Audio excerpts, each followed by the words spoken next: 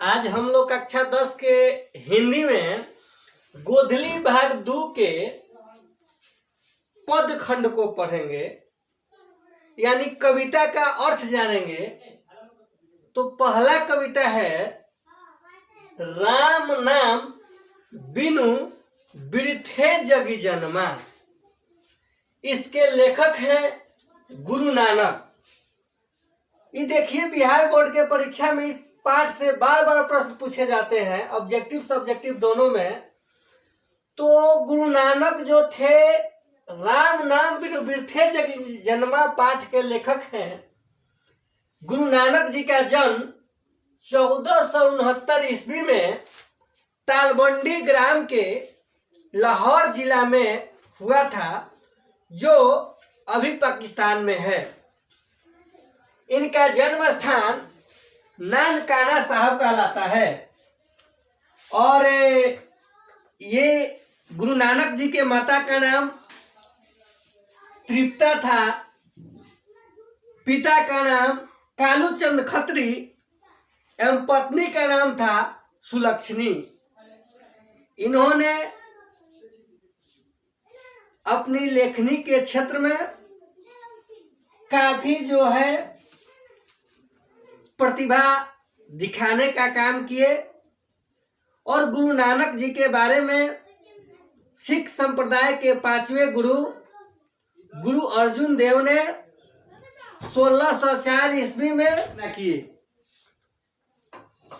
जो 1604 में रचना किए गुरु ग्रंथ साहिब के नाम से यह काफी प्रसिद्ध हैं। और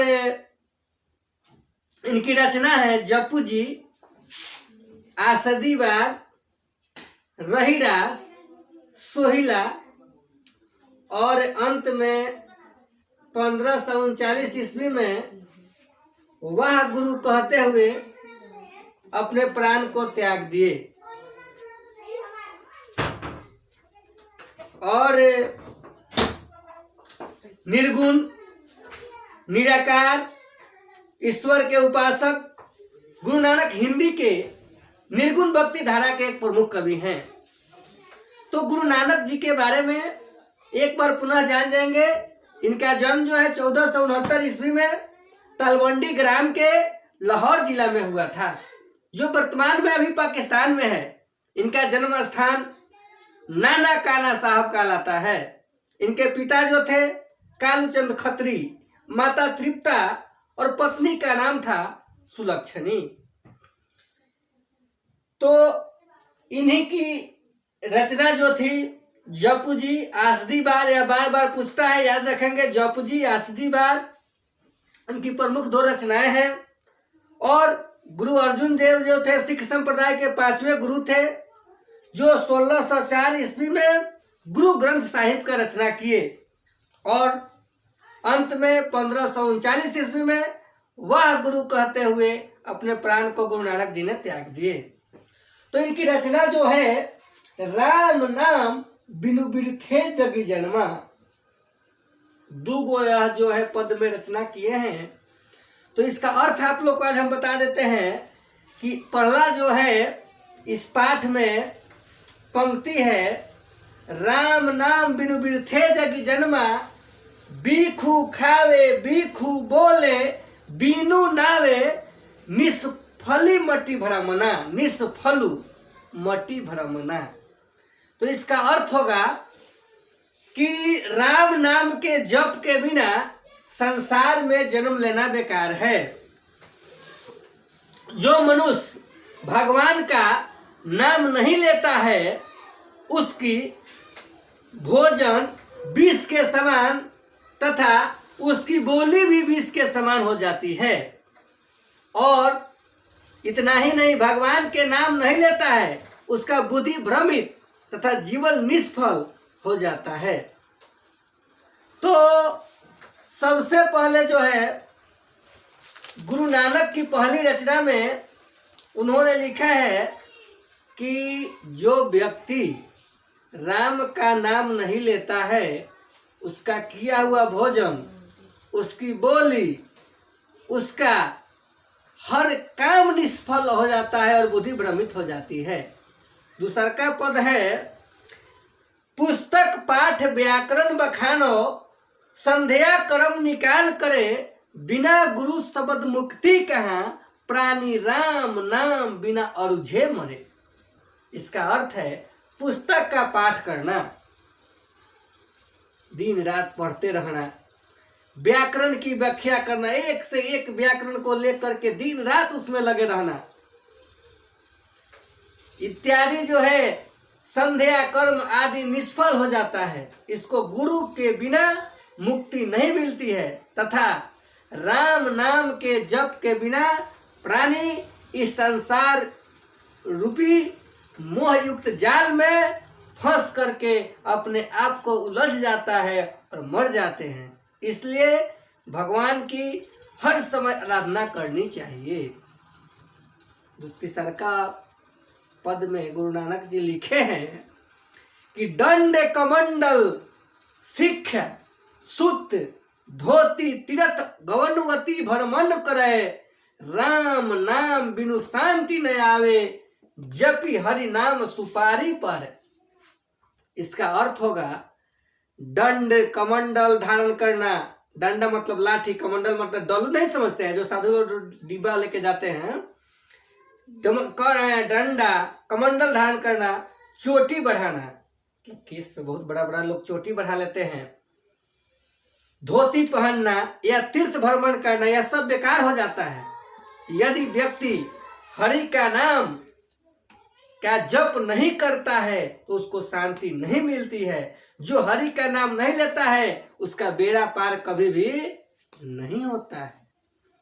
चौथा में गुरु नानक कहते हैं जटा मुकुट तन भस्म लगाई बसन छोरी तन नग्न भया जेते जिय जंत थल जल थल महियल जत्र तत्र तू सरब जिया।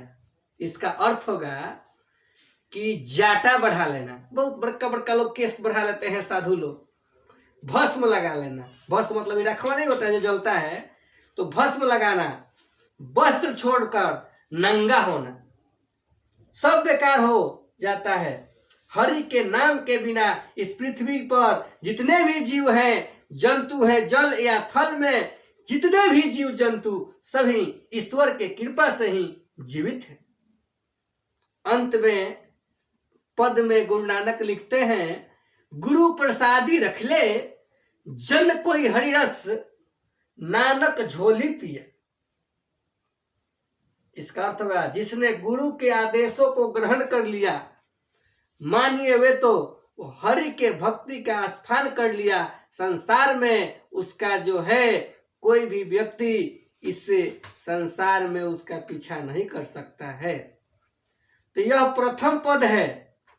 दूसरे पद में गुरु नानक की पंक्ति के बारे में जो लिखे हैं कि जो नर दुख में दुख नहीं माने, जो नर दुख में दुख नहीं माने, जो नर दुख में दुख नहीं माने।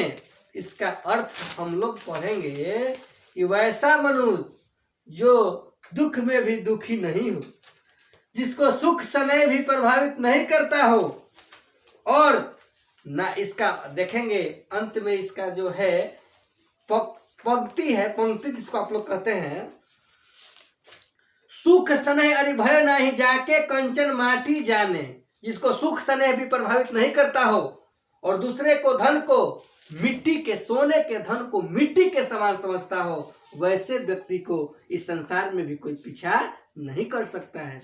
फिर लिखे हैं ना ही निंदा ना ही स्तुति जाके लोह मोह अभिमाना हर सोकते रहे नियारो ना ही अपमाना।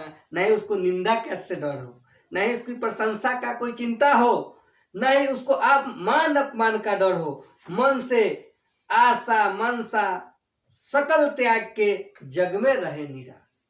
मन में आशा मनसा जितना भी रहे सब चीज को त्याग कर, जग मतलब संसार में वह कभी निराश नहीं रहता हो। फिर कहते काम करो जही पर से नहीं ते ही घट ब्रह्मा निवास। वैसे व्यक्ति के हृदय में ब्रह्मा का, काम क्रोधहीन व्यक्तियों के हृदय में ही ब्रह्मा का निवास होता है। फिर कहते हैं अंत में गुरु नानक, गुरु कृपा जही नरपा किन्हो तीन ये जुक्ति पिछानी, नानक लिट भय गोविंद सो जेव पानी संग पानी। गुरु कृपा जिन मनुष्यों पर हो जाती है उस संसार में उनका कोई पीछा नहीं कर सकता है, क्योंकि गुरु की कृपा एक वैसी कृपा है कि गुरु नानक कहते हैं कि गुरु और शिष्य को इस प्रकार लीन हो जाना चाहिए कि पानी में पानी मिलाए तो यह पहचान में नहीं है कि कौन कल का पानी है, कौन नल का पानी है, कौन नदी का पानी है। सब पानी का रंग जो है एक ही होता है। उसी प्रकार गुरु और शिष्य में वैसा ही संबंध होना चाहिए जिस प्रकार गुरु नानक अपने को पानी में पानी मिला करके गुरु और शिष्य के संबंध को ऊंचा दिखाते हुए यह प्रदर्शित करते हैं कि गुरु और शिष्य के बीच जो संबंध होना चाहिए दूध और पानी के मिश्रण की तरह होना चाहिए। तो गुरु नानक की पंक्ति आज हम लोगों ने पढ़ा। दोनों पंक्ति को, जो राम नाम बिनु बिरथे जग जन्मा तथा जो नर दुख में दुख नहीं माने, तो ये दोनों पंक्ति के अर्थ से स्पष्ट हो जाएगा कि बिहार बोर्ड में अगर इस प्रश्न से कोई भी पाठ से प्रश्न अगर पूछे जाएंगे तो इसका जो है आप सभी एकदम निर्भीक, निडर, सावधानी पूर्वक अपने भाषा में उत्तर देने का काम करेंगे। पुनः हम लोग अगले क्लास में पढ़ेंगे। आज के लिए इतना है।